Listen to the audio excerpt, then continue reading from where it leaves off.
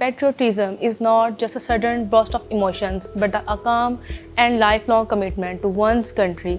This idea becomes especially meaningful during times of national crisis, such as Operation Banana Mahsoos, when the Pakistani army worked to respond to foreign threats. During such times, the University of Southern Punjab played an important role by bringing together students and teachers to show unity and support for the nation as they start a campaign to appreciate the sacrifice of the army force. The university's efforts were not limited to words. University of Southern Punjab proved how educational institute can help build patriotism and unity among youth. During challenging times, they help promote values like sacrifice and deduction.